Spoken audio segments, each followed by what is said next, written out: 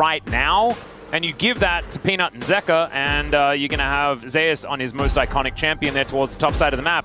The nameplates really make this look skewed. But all of that talk about zooming out, about the fact that KT, it's not about the opposition, it's about the time. Let's see whether they can get it done.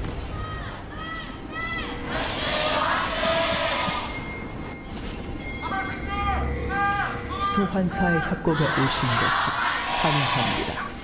All right, here we are, ladies and gentlemen.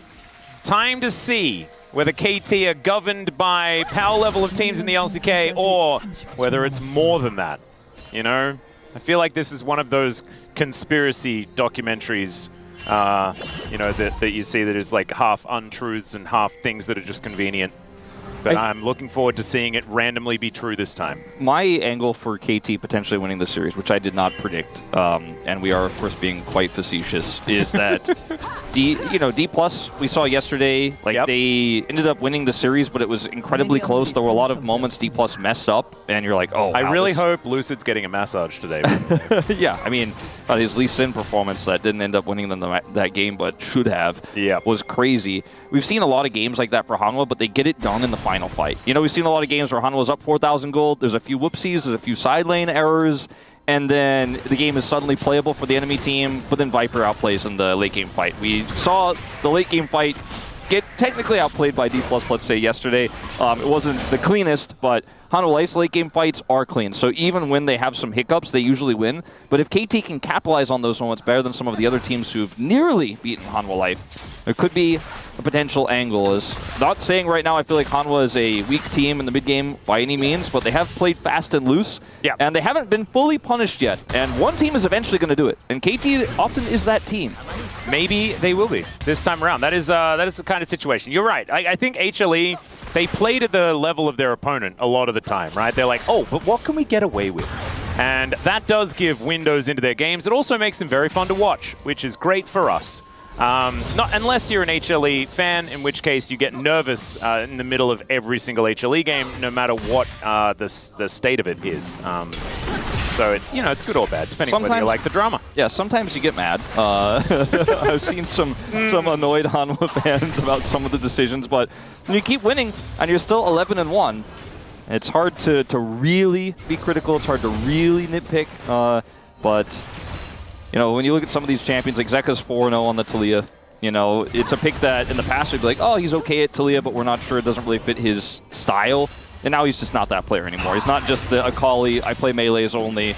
He can play anything. And even his Galio has been an iconic pick for him this year. So it's kind of nuts, his evolution as far as champion pool is concerned. Like, so much of, like, when we walk in on a day, I'm like, oh, well, I guess we're talking about Zeka's champion pool again and blah, blah, blah. This is not even a thing. It's just not something that we're supposed to be talking about. As Peter is getting quite low. He's not dead just yet, but it is not looking too great. And yeah, a lot of these players are going to have like pretty amazing champion stats when you've won 22 games and lost 5. Yeah. So that's also another thing that we have to bear in mind. KT, on the other hand, they've lost a whole bunch more. In fact, we've got 15 losses to go through as far as they are concerned. As a lot of data. Individual games, yeah, a lot of data. But not as much as other teams, right? There's been a lot of 2-0s and 0-2s for KT. They're either hot or they're cold. Yeah, it's often a on-the-day performance kind of thing. And for KT, because they've changed their roster so often, sometimes it's like, okay, well, this is really working or it's really not. And I think we've kind of identified now that this is the one that's working the best. Zeus is winning this top lane matchup because he has the range advantage. Bottom lane, Viper was chunking Peter out of the lane, so they were able to get the victory there. We actually see a swap to come through now with the Gwen not having a fun time on the top side and having that exhaust picked up here. Perfect did in this one. And he's just going to TP down to the bottom lane. But we are looking at a world where grubs don't spawn early, so this is no longer really a common strategy. We've seen it a few times, saw it yesterday as well, but definitely not the standard or norm anymore. And because Zeus didn't have to TP or anything like that, he is going to be able to match this. BDD in trouble. Yeah, Crashdown going to come in there as nice sidestep as BDD desperately trying to hold on to his flash. He's not going to be able to, though, as Viper does come around. So they will be able to get that one. And I'm glad that you brought up the exhaust situation because KT have actually picked double exhaust. I actually think it's kind of crazy. There was, okay, Delight is going to be flashing as well because you may as well. Had he already used it and he was just charging Hex Flash for fun? That might have been what had happened. Exhaust is really powerful when you have a comp like this because it lowers the mobility of a lot of these champions too. It's great into cannon because it slows down his ability to set up the ultimate he's looking for in team fights. As a bit of supportal combat here. Yep. Aftershocks. Aftershocked Pikachu face. But yeah, I like the exhaust tech here from KT Rolster. It's just great into, you know, trying to lock people down as well as Wukong, making it harder for them to get away. Yep. And of course, it's mandatory into the cannon. Yeah, which is just kind of the thing that you normally see. It's just the double that I'm finding curious. So, see how it's going to be utilized later on in the game here for KT. It's pretty interesting, as we might have a bit of a fight here. Maybe not. It's pretty interesting to see this cannon pulled out as a response to the Gwen. Like, it's an iconic pick for Zeus, obviously, but we haven't really seen teams super heavily index into range matchups into the Gwen. We've seen Gnar come out a few times, but it is a pretty unique response, and I like it. So far, it's working a treat for Zeus. He has the champion mastery for it, so it does make a lot of sense. We're seeing Zeus really be kind of a master chef in terms of some of these top lane picks that he's pulled out earlier. Like, he wasn't the guy pulling out the Yorick first, but, you know, played the Nidalee the best for sure. Yeah, he the played Nidalee, the Olaf earlier this year, so like to see that. And he's got a 20 CS lead just from laning alone, even with Perfect trying to swap away. He's like, nope, I follow, and, you know, Duck Dom does have CS parity here with Viper, but this cannon is becoming a big issue very quickly. Yeah, he's of course going to win earlier on in the lane, but like you say, it's going to be difficult for Perfect to find his way out of the trouble. Especially because there's a Pantheon Taliyah opposition on the other side, so even once you do start to feel like you're like, okay, I can kind of play this matchup out a little bit, then Pantheon follows you, and so your side lane pressure is kind of neutered there. So I really feel like this is how you give Gwen and have a good response, right? They're able to get the Taliyah, the Pantheon, they have the cannon in the bank, they're ready for this Gwen pick. And yes, Gwen, I think, is a little bit weaker on this patch for sure, but they were willing to give this because they had a good answer. And they make this Gwen pick look like it's not a B1-able pick with the draft they came up with. So just very smart, intelligent decision-making here, and Viper going to pick up a plate in the top side as this lane continues to be his victory. Yeah, Serrated Dirk going to be completed here for Duck Dom as he makes his way back towards the top lane out of turret, but like you were saying, that plate is going to go down. No more than that, so just one. Still, Duck Dom loses basically a whole wave, and will now have to try and pick up the pieces. As Perfect is still just trying to get the safe CS, as we can see here, and he's not quite able to find too much of it. I believe he's got the advice of just don't die. Look at the pings as well on the missing pings in the mid lane. Like, Zeka disappears for just a second, and Perfect is like, I'm too low. I'm just going to concede, and now Zeus has so much pressure down here in the bottom lane, is going to be able to pick up a plate here, denying a ton of farm just from a Taliyah missing in the mid lane. He gets so much out of this. Yeah, it's actually kind of nutty.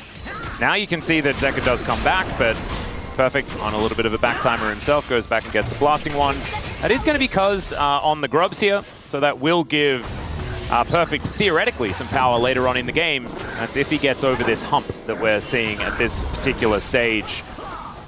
Zeka moving in does get the information that these grubs are being taken, but I don't think that it's going to be something they can fight for, as Peanut is just heading over towards the Raptors right now. KT with control of the top side of the map is going to allow them to at least lock down their first objective of the game, equalizing things with HLE after that dragon was taken earlier on. It's really hard to fight that, especially with the engage there from Peter. Gets the Arcane Shift out of Viper, and even though they have Pantheon ult, they're like, ooh, so does Wukong. He has his ult, so don't want to try to force that. I think it was the right call from Hanwha, 100%.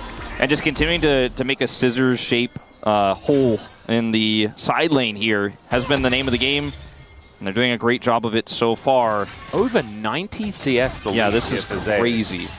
Kind of absurd. Like, he is 800 gold ahead from laning alone. And again, some resources given, like Zeka roaming just for a brief moment to get Perfect out of the lane, but he's really putting the pressure on. This is what you can rely on Zeus with. It's been what you could rely on him since his debut, is just to generate lane leads with counter picks. Sometimes you can rely on him to just blind, and it doesn't matter because you can't counter him. Yep. But when it's the extreme variant where he's playing the range champion into the melee champion, he's done so many times, his TF, his Vayne, you're not having a fun time if you're Perfect. And that is going to continue for a little while, as we can see. It is going to be the Rod of Ages version, by the looks of things here. It hasn't quite completed any of the components yet. It's just got a bunch of rocks and a stick, but is otherwise going to be all right. Yeah, if he had a catalyst, he'd be feeling, I think, a lot better about the situation, but... Yeah.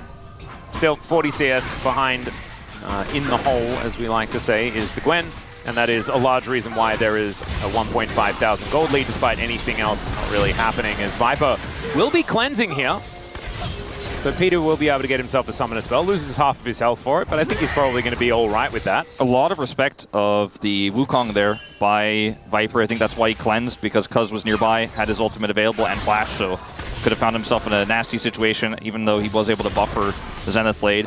I think from what we know and the distance of Cuz there, probably didn't need to cleanse, but just keeping it safe. Yep. And we saw the same respect shown to Viper by BDD earlier, when it was like, oh, okay, I think I'm out, but I see a skill shot flying at me, and I'm going to flash, because Viper doesn't miss those. Yep, you got to play to the information that you have, and he absolutely did. There's continuing the zone, though, as we can see. Eclipse goes up here for Peter. Thinking about a re-engage. Does have Solar Flare available, as Zeka from over the wall will deter him from that.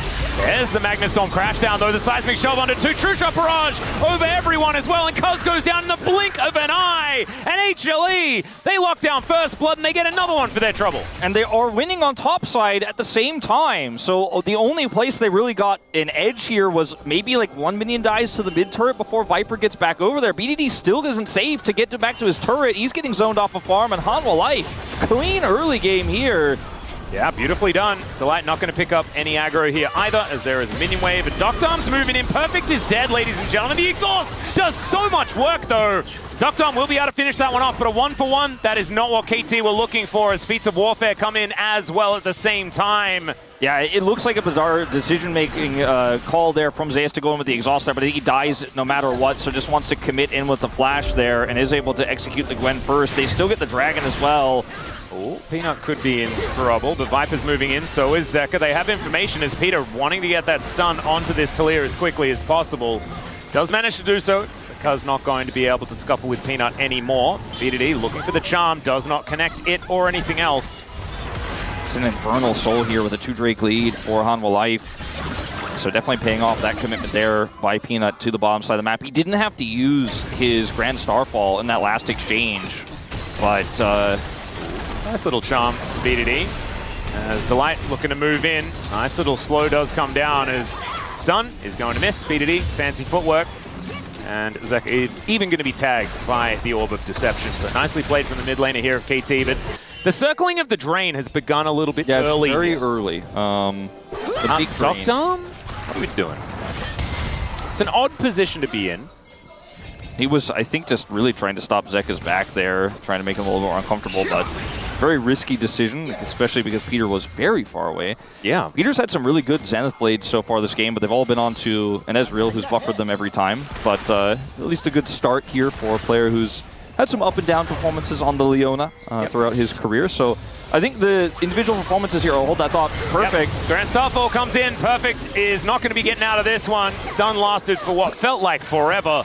And down he will go. That is Peanut locking that one up. Cuz going to move in, just mainly to pick up the experience and money represented by all these minions underneath this turret. And he's going to be punished for it here as Zeus, with his dash cannon and boots, is feeling very strong. Peanut laughing. The Grand Starfall, I mentioned, was on not on cooldown after the last skirmish. They didn't use it for a fight, but he's going to use it now. And the only reason why Gwen can kind of be in that position to farm when the Pantheon comes through is because she has Exhaust. But she doesn't have Exhaust actually anymore because she used it moments before. So they punish that cooldown very well. And this Gwen, it's not even, necessarily, I feel like, Perfect's fault at all. Just Zeus is outplaying at every turn. He has the matchup advantage.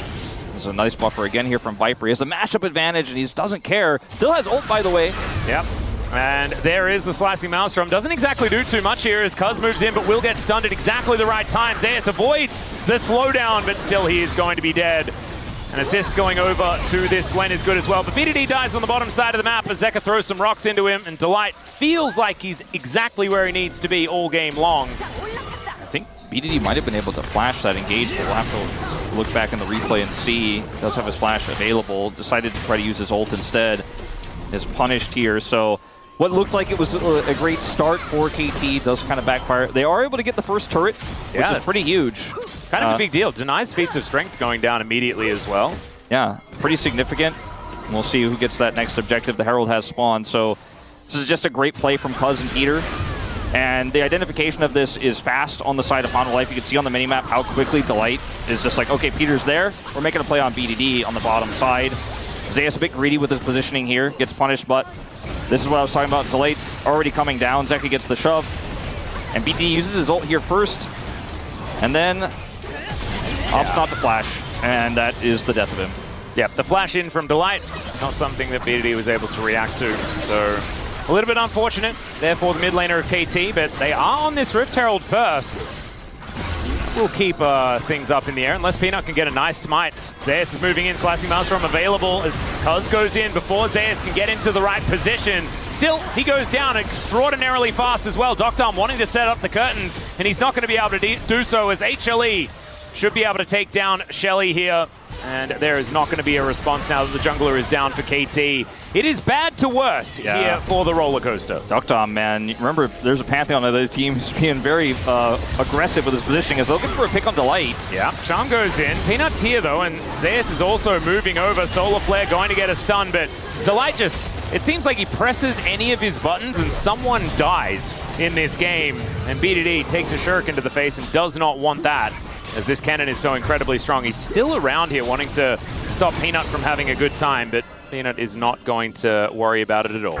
Yeah, empowered recall for Zeus means he was never in any danger. Zeka's going to get this turret, and look where Zeus goes, just straight to the bottom lane to continue to make this Gwen's life miserable. He knows exactly where Perfect is going. He's going to get there first, and that gives him so much control over the bottom side of the map, where, believe it or not, there's an objective spawning. They get the Herald. Now they're set up already for this Infernal Dragon, which will be soul point for them if they can pick it up. And this is just the start of this year. So difficult to play out for KT Rolster because Slicing Maelstrom really shuts Cuz down. And so he can't actually hold the Herald. The Weaver's Wall comes through, then Perfect is out. And then the follow-up here, which I don't know if we'll watch because we have the Drake being taken in live, but we are going to watch it. It's just, you gave Delight an engage, basically, and he's like, well, thank you very much. And Zeus can still follow up. He's very fast on this cannon, and he picks up another kill, so KT just biting off way more than they could chew in that situation. Well, Viper was driving Shelly there for a moment after she went for a bit of a charge, and Doctarm is going to shoot her, so that is going to be the end of that little scenario. 6,000 gold is the lead, and this is just HLE not giving any ground at all. Unless Viper is going to be randomly picked off here as he just arcane shifts. Okay, that's the answer. Yeah. Press E. He also did have Flash and Cleanse available. Right. And he got the turret moments before with the Herald. They got Soul Point. Like, this is a macro game from Hanwha Life Esports that was set up by laning. And Viper is looking to steal. Yeah, Weaver's Wall comes on in here as KT are in so much trouble. Doctarm able to flash himself away though, and there are some knockups. Zeka going down low. Peanut as well will be taken out. And this is not the engage they were looking for. You're going to need maybe another exhaust here for this cannon, but no, never mind. It's a double kill, and this is the HLE we've been waiting for all game. There it is. There's the overextension. There's the happy gaming. I was going to say, man, I guess the coaching staff really had a word with them because they were not giving them an inch in this one. That's exactly what I was thinking. I hadn't actually verbalized it yet, but I'm counting it as a caster curse. Yeah. Because in my head, I was like, wow, maybe it's just not going to happen this time. Of course it is. It did happen. Unfortunately for KT, they're too far behind. Yeah, they're far behind, and also they still secure the red buff here. Sure, they end up winning the fight, but there's not much they can get off the back of this. They get a bunch of gold, which is significant, but they are so far behind that this in itself isn't necessarily going to turn the tide. It's not like they can get Otacon after this or take their own soul point. They don't have any dragons, by the way. But yeah, a bit of an overextension there, I would say, into a comp that is happy to just fan out that Jhin ultimate and chase you down with it. So still a large gold lead, 3,500 here for Hanwha Life. But it's not as large as it used to be. No, yeah, slightly smaller. Maybe we'll see the gold graph come up with a little dip. Yeah, I'd say that the bloop is going to look kind of all right for KT, because it was slowly but surely just reaching HLE's just going to win territory. And now it's back down to maybe there's a shot territory, which is, you know, that's got to be KT's sweet spot. You know? The solo laners do have 2 completed items and upgraded boots with feats of strength on them for HLE, so that's a bit concerning. Perfect does have 7 stacks of Rod of Ages. And no matter how much they put him down in lane, no matter how much they take his farm away, that timer is still going to tick, Atlas. It is going to hit 10. I don't think HLE can finish this game in 2 minutes. There's no way. Exactly. So he's going to get that at least. But yeah, 21:50, 48 or something like that is what we're looking for on the timer as far as that extra level is concerned. And so then maybe Perfect is only going to be 1 level behind at that point. Yeah. Oh, that's a bit sad. Still, Otacon has spawned, and that is going to be the next port of call for both of these teams. See if anyone is going to start it off in an awkward way, as we've seen in the past. In game shows, okay, well, maybe this isn't the time to make this reference. I'll get to it later, but HLE is on the Otacon. Delight's holding the entrance. Yeah. This is incredibly safe. Down. Azayas has TP, but he doesn't even necessarily need it. BDD does not, so he can't even be here. Well, Doctom is going to be able to throw in some grenades here. Delight taking a little bit of damage is Perfect. Moving on over. True Shot Barrage not going to hit the mark. As Cuz, if they want to get something done, he's going to have to get in there pretty dang soon. I think he's going to be able to get there, and it's the steal away. Peanut also going to get blown up by that bullet. And HLE lose their jungler and the fight for the Otacon. And Wolf, oh my god, this team has to stop doing this. So we'll see if they can get any exit kills. I don't think so. I don't think so either. And I think if they try for it, it's probably a little bit of a bridge too far. Zayas has flash and ult still, so I think KT should just leave. And I don't think Hanwha wants to chase in 1 by 1 here either. Just be a split recall. So what I was going to say is, in game shows where they have the live audience, eventually like the sign comes up that says like applaud or please clap. I feel like Hanwha puts that sign up for the team that's going to lose to them occasionally. Like this is the moment here when Cuz goes in where Peanut's not able to secure the smite for some reason, where like it's just Hanwha holding up the please clap to the KT audience, and KT's like, oh my god, maybe there's chance. And look, they did exactly what they were told. They did exactly what they were told. And maybe there was like one after the please clap, it rotated over to please rub your hands together in prayer. You don't need to do that. That's the default setting. That's what, when the card is sitting down, there's a little thing that pops up saying do that instead.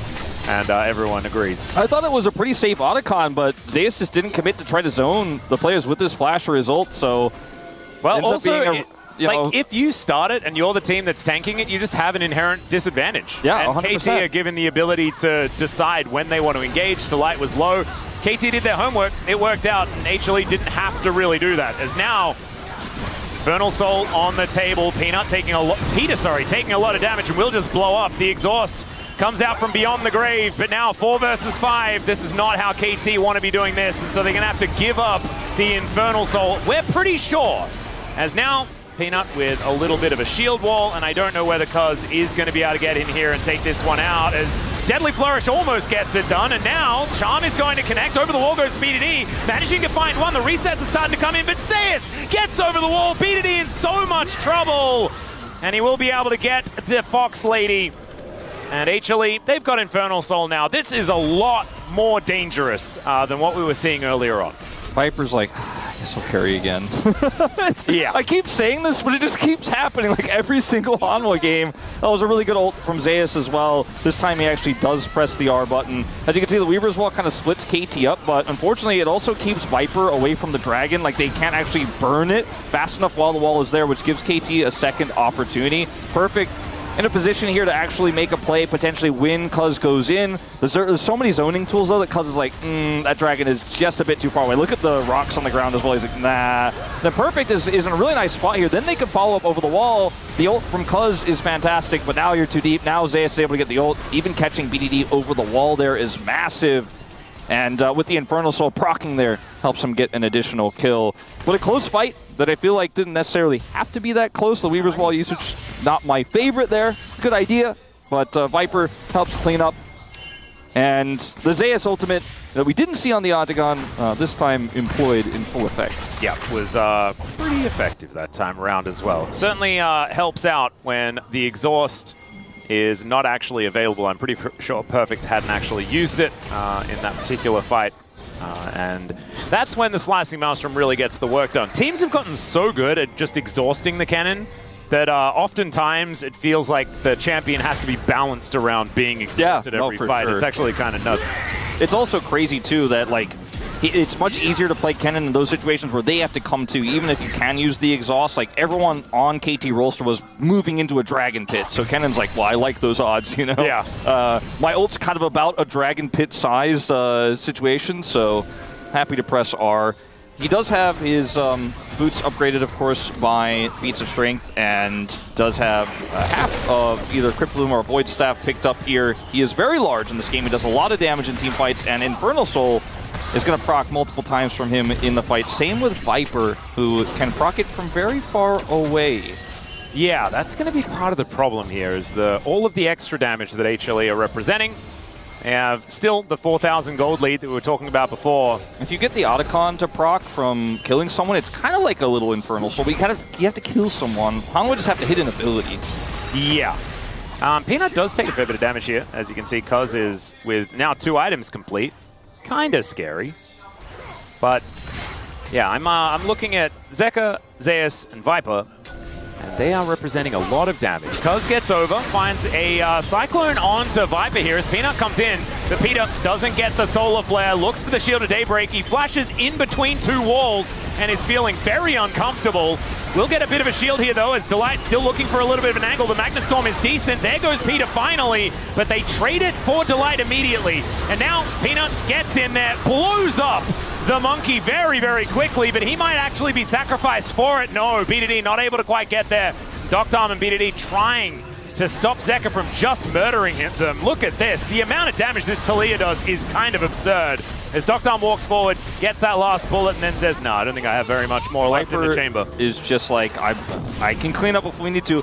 Really nice charm there from BD, as Zeus was actually trying to set up for his ultimate, because, you know, we're going to go all the way back to the start of this skirmish, right, which is a potential catch onto Viper. Remember, he is Ezreal, does have Flash available, doesn't need to cleanse, obviously, that CC, and they turn on to Peter. And when Delight goes in for the re-engage, Zeus is trying to get over, but actually decides to chase Cuz, so isn't actually there to follow up on this. So he rockets in with his dash cannon, then is hesitating. Do I go in? Do I look for the ult? Waits for Peanut. And then this charm from BDD actually denies him the slicing Maelstrom. I think that could have been a fight changer here.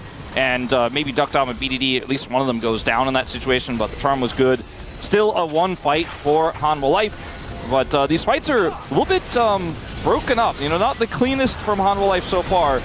Oh, Cuz maybe in a little bit of trouble here as Delight not representing a massive amount of damage, as Doctarm, I think, has his Infinity Edge completed with the amount of damage that bullet did.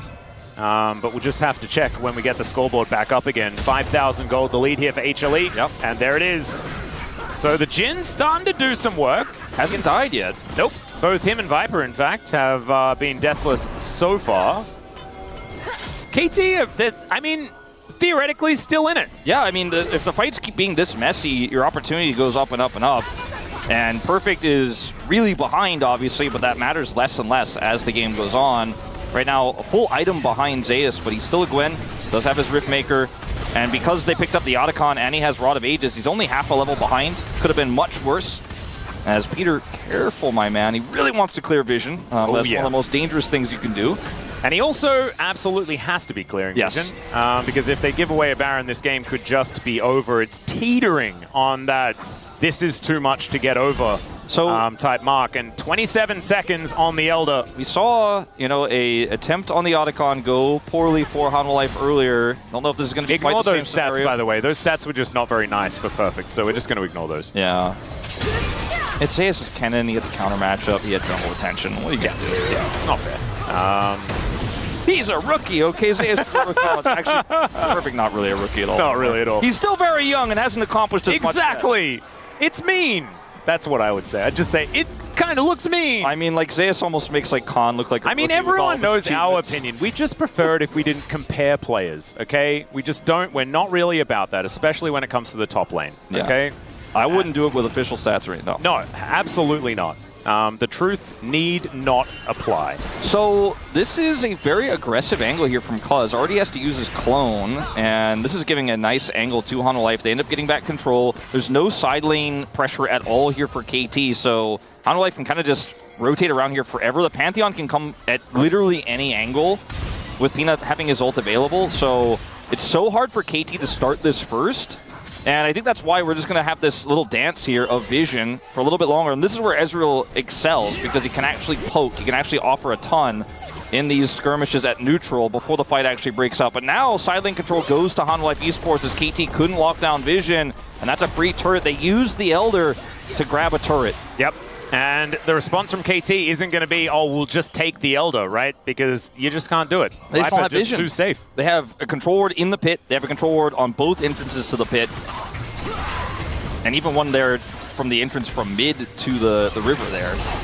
So anything you do, Hanwha Life Esports is aware of. They even have this Scuttle Crab now controlled on Baron for a potential trade opportunity. Oh, Doctor could be in trouble here, but does have the Ghost Blade, gets himself out. Still 50% gone on that health bar as Cuz looking to try and get out of the way. Viper just playing Gatekeeper right now as Peter. I don't think he's allowed to be there, as the Curtain Call is just not in position to save his Leona at all. And she will just go down. Unfortunate there as Peter just caught a little bit too far up. Yeah, I'd love to see a vision toggle, because it almost feels like that would have been a misclick from Ductar. Maybe they had no vision of anyone else, and we're like, yeah, oh, I think Elder. They needed to check the Elder, is what it looked like there, as Doctor flashing preemptively as Zeus finds the flank angle. The Elder down to 50% health. And I think it's just gonna go. I think it's just gone unless Cuz gets a Miracle Steal. He has Flash. I mean, he's Wukong. He's pretty tricksy, as they'll need to get some vision in there if they ever want to find anything. In the end, what they do is just nothing. And now the Weaver's Wall going to break this one up. Viper gets over the wall, but look at this. The Dragon is angry, and it eats two immediately. BDD now going to be the next target here as Cuz is flying the wrong direction. And now Viper, realizing that he can just Arcane Shift forward, will just take down the Ahri. Peter is going to respawn and wonder what the heck he's respawning into, because the Angry Dragon comes down from the sky once again. And KT, unfortunately, will not be able to fight back at all. They just lose, and that will be their Nexus going down. HLE, yeah, they gave them a couple of opportunities, as they like to do, but this is, in the end, pretty elementary. Yeah, they certainly want to get, okay. Zeus just doing the going in thing as the Dragon comes down. That is going to be the ace. All right, well, they wanted to wait for minions is why they were standing there, is what I was going to say, but they also wanted to wait for champions to come out of the fountain to kill them, and then kill